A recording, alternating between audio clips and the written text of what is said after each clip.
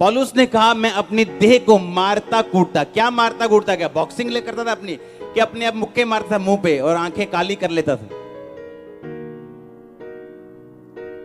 कहता मैं अपनी देह को मारता कूटता और वश में लेके आता था। आप देह के अनुसार जिएंगे। नो, आमीन मत बोलना, आगे श्राप है इसके। सुन तो लो, काले हो, फटाफट ले लो जो मुंह से निकल रहा है। देह के अनुसार जियोगे तो शर्मिंदगी पाओगे, बाइबल कहती है। इसलिए पौलुस ने कहा अगर मैं अपनी देह को मारता कूटता और वश में लेके आता हूं, ऐसा ना हो कि मैं औरों को प्रचार करके खुद किसी रीति से क्या ठहरूं? निकम्मा ठहरूं। आप एक क्रिश्चियन हैं, आपकी ये सीट है एक विश्वासी होने की। आपके पड़ोसी को मालूम है आप भी विश्वासी हो, पर किसी दिन आपको गुस्सा है और आप गालियां निकाल रहे हो अपने मोहल्ले में। इसका मतलब आप निकम्मे हो।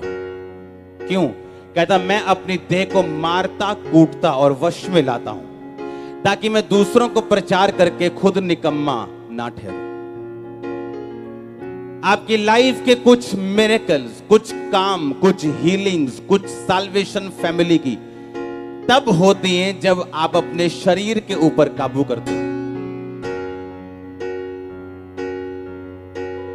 कुछ मिरेकल्स आपकी लाइफ में ऐसे ही एंटर कर जाते हैं जब आप अपने शरीर के ऊपर क्या करते हो? काबू करते हो। पौलुस ने कहा मैं अपने शरीर को काबू करता हूं ताकि मैं दूसरों को प्रचार करके खुद किसी रीति से निकम्मा ना ठहरूं। प्रभु यीशु मसीह ने कहा जो मेरी सेवा करेगा मेरा पिता उसे क्या देगा? आदर देगा। अब परमेश्वर की सेवा करने का मतलब यह है आत्मा से जीना, क्योंकि हर बंदा पुलपट पे आने के लिए चुना नहीं गया, पर हर बंदा प्रचार करने के लिए, यीशु मसीह का नाम बताने के लिए, परमेश्वर की हीलिंग करने के लिए चुना गया। एक विश्वासी भी हाथ रख सकता है, लिखा मेरे विश्वास करने वालों में ये निशान होंगे, या वो भी प्रार्थना कर सकता है अगर उसको हाथ रखने की अगुवाई नहीं है तो। परमेश्वर ने कहा, पौलुस ने अपने वचन में लिखा कि मैं अपनी देह को मारता कूटता और क्या करता हूं? वश में लेके आता हूं। जिसकी देह वश में नहीं उसकी लाइफ वश में नहीं।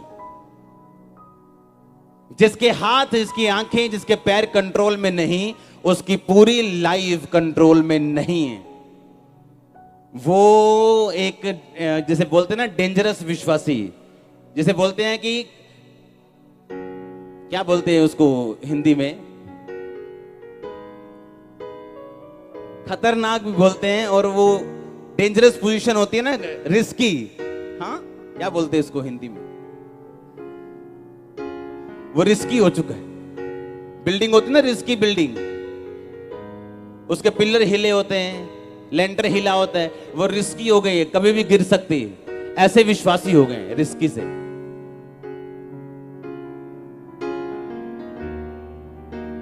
हालेलुया। उसने कहा मैं अपनी देह को मारता कूटता और वश में लेके आता हूं ताकि मैं दूसरों को प्रचार करके खुद निकम्मा ना ठहरूं। आपने नशे की गवाही दी, आपको क्या लगता है शैतान आपके पास दोबारा नहीं आएगा? आपको नशा करने के लिए नहीं भरमाएगा?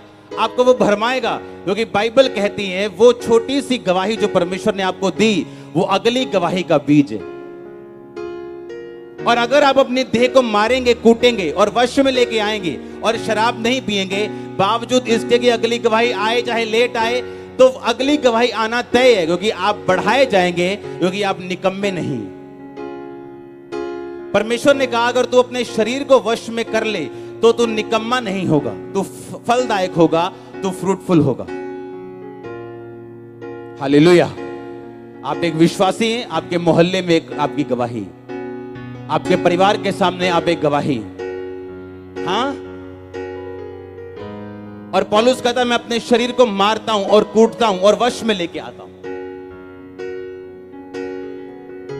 कई बार हम अपने घर में सब कुछ बंद कर देते हैं, टीवी टूवी सब बंद। आज सिर्फ प्रेयर, घंटों, 6 घंटे, 8 घंटे, 12 घंटे करेंगे अपने शरीर को काबू, और करेंगे प्रार्थना में, सिर्फ प्रेयर करेंगे आज, या सिर्फ फास्टिंग करेंगे, या सिर्फ बाइबल रीडिंग करेंगे, और अपने शरीर को वश में लेके आएंगे ताकि दूसरों को प्रचार करके हम खुद निकम्मे ना ठहरे। अगर आपका शरीर काबू में है तो आपकी लाइफ काबू में है। आप जानते परमेश्वर ने क्या कहा मुझसे 3-4 दिन, कितने दिन पहले, वीरवार की मीटिंग से पहले, थर्सडे की मीटिंग से पहले, कि अगर तुम अपने शरीर को, परमेश्वर ने कहा लोगों को बताना है कि अगर ये शरीर को कंट्रोल में करें, इनकी लाइफ कंट्रोल में होगी, लाइफ कंट्रोल में होगी। आप अपनी लाइफ को कंट्रोल कर पाएंगे अगर आपकी बॉडी कंट्रोल में होगी तो। बाइबल कहती है आपकी बॉडी वही करना चाहती जो परमेश्वर का आत्मा नहीं करना चाहता। लेकिन शरीर आत्मा के खिलाफ और आत्मा शरीर के खिलाफ हर वक्त चलता है, ताकि जो कुछ तुम करना चाहते हो तुम कभी ना कर पाओ। आप हर एक बंदे को, जो आप यहां बैठे हो, आपको डिवाइन असाइनमेंट मिली है स्वर्ग से। आप जानते हैं आपको होमवर्क मिला है स्वर्ग से, आपके लिए काम ठहराया गया है स्वर्ग से। आपकी लाइफ चेंज होते टाइम नहीं लगेगा। अगर आप साइकिल पंचर वाली दुकान पे काम करने वाले छोटे से वर्कर भी है ना, आपके द्वारा बड़े बॉस बचाए जा सकते हैं एक डिवाइन असाइनमेंट के जरिए। पर प्रॉब्लम क्या है कि एक गरीब बंदे को अपनी असाइनमेंट दिखती नहीं, उसे गरीबी दिखती। एक बीमार को अपना वर्क दिखता नहीं, उसे बीमारी दिखती। जबकि आप सब लोग, एक भी जन ऐसा नहीं है जिसको स्वर्गीय होमवर्क नहीं मिला करने के लिए। और जब आप वो होमवर्क करते हैं तब आप आगे बढ़ते हैं, और उस होमवर्क को करने के लिए आपको आत्मा में होना जरूरी है। और अगर आप आत्मा में नहीं, आप शरीर की लालसाओं को लिखा पूरा करते हैं, शरीर की इच्छाओं को पूरा करते हैं, तो फिर आपका होमवर्क आप नहीं कर पाएंगे। क्योंकि आपको आत्मिक होमवर्क करने के लिए आत्मिक जीवन की जरूरत है। 2 तरह की बुद्धि काम करती है, शारीरिक और आत्मिक। बाइबल कहती है ज्ञान ना होने की वजह से, बुद्धि ना होने की वजह से मेरे लोग नाश हो रहे। अब 2 तरह का ज्ञान है। एक तो शारीरिक ज्ञान है। क्या शारीरिक ज्ञान है? कुछ लोग बीमार है, क्या है जी? पित्ते में पथरी है। ओके, अगर आप सेब का रस पिए 6 गिलास 7 गिलास रोज, तो पित्ते की पथरी गायब हो जाती है।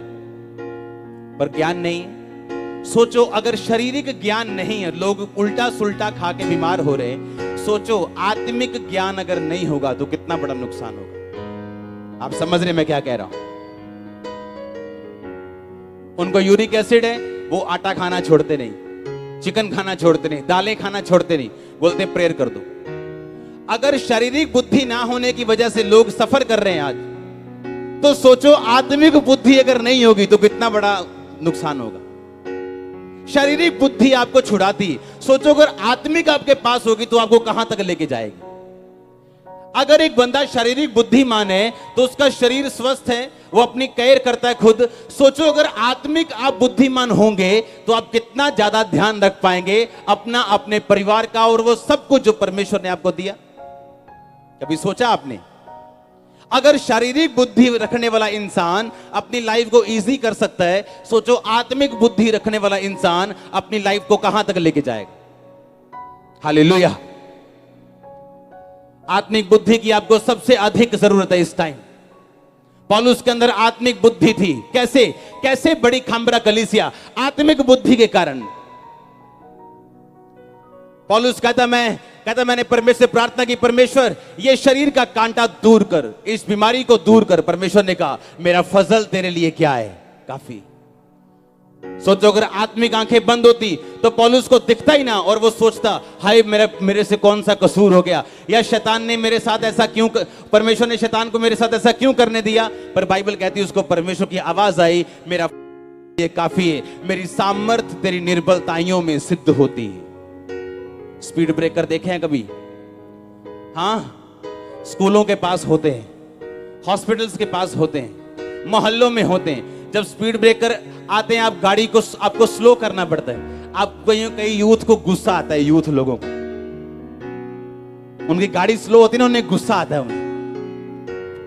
पर अगर आप गाड़ी स्लो नहीं करेंगे और किसी का एक्सीडेंट हो जाएगा, आप जेल में जाएंगे। तो वो स्पीड ब्रेकर एक्चुअली आपको कम करने के लिए नहीं, आपको बचाने के लिए। आपकी आत्मिक जिंदगी में स्पीड ब्रेकर्स आते हैं, आपकी स्पिरिचुअल लाइफ में स्पीड ब्रेकर्स आते हैं। जब सब कुछ अच्छा चल रहा है, सब कुछ टॉप में चल रहा है, लेकिन परमेश्वर एक स्पीड ब्रेकर आपको देता है। आप बोलते हो नहीं, ये काम मेरी लाइफ में नहीं होना चाहिए था, ये चैलेंज मेरी लाइफ में क्यों आया, ये चुनौती मेरी लाइफ में क्यों आई, ए मेरे हस्बैंड को ऐसे कैसे कुछ हो गया, ए मेरे उसको कैसे कुछ हो गया। परमेश्वर कहता है ये आत्मिक स्पीड ब्रेकर है। और आत्मिक स्पीड ब्रेकर्स आपकी स्पीड को खत्म करने के लिए नहीं, बल्कि एक नए गियर में आपको डालने के लिए, एक नई तैयारी करने के लिए, आपको बचाने के लिए, सुरक्षित करने के लिए, और आपको आत्मा के नए लेवल पे लेके जाने के लिए होता है। आमीन। गाड़ी स्लो हुई है, बंद नहीं हुई। प्रॉब्लम तब है जब इंजन बंद हो जाए। गाड़ी का चौथे से दूसरा गियर आया, बंद नहीं हुई, फिर से तीसरा आएगा, चौथा आएगा, पांचवा और टॉप छठे में आप चलोगे। मैं कमांड करता हूं छठे में चलने के लिए आपके लाइफ को। आमीन। जोर से बोलो आमीन। हालेलुया। पर आज जब स्पीड ब्रेकर आता है किसी विश्वासी की लाइफ में, वो डाउट करता है परमेश्वर के ऊपर, वो चिंता करता है, डाउट करता है, शक करता है प्रभु के ऊपर। वो स्पीड ब्रेकर आपकी उन्नति के लिए है। जब तू नाना प्रकार की परीक्षाओं में पड़े तो इस पूरे आनंद की बात समझ, क्योंकि तेरे परखे जाने से धीरज उत्पन्न होता है। और अपने धीरज को पूरा काम करने दे, ताकि तू सिद्ध और स्थिर हो जाए और तुझमें किसी भी बात की कमी और घटी ना रहे। पर लिखा आजकल परीक्षा आनंद की नहीं, दुखों की बात जान पड़ती। प्रभु से प्यार करते हैं आप क्या? लिखा अगर आप प्यार करते हैं खुदा से और सच्चे बेटे बेटी हैं, वो आपको कोड़े मारेगा, वो आपको जांचेगा, आपको परखेगा। अगर तुम्हारी परख नहीं हुई तो तुम उसकी जायज संतान ही नहीं हो। आप जीतेंगे, आप लड़ेंगे, आप जीतेंगे। परीक्षा के साथ खुदाबंद निकास करेगा, वो आपको आगे बढ़ाएगा। आप परीक्षा में उसके सच्ची बेटियां और सच्चे बेटे बन के निकलेंगे। और आमीन अगर ऊंचा ये आशीष आपके।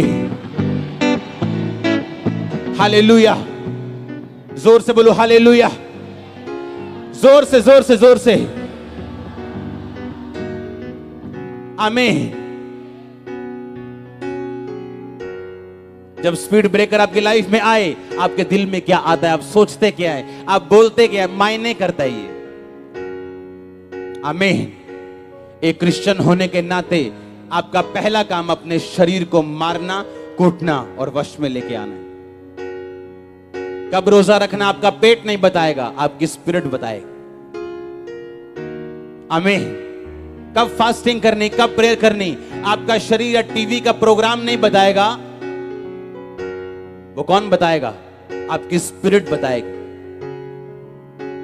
आपकी स्पिरिट के ऊपर आपका कंट्रोल है, आपके शरीर के ऊपर स्पिरिट के द्वारा आपका कंट्रोल है। सब कुछ सही है, एवरीथिंग, सब कुछ राइट है।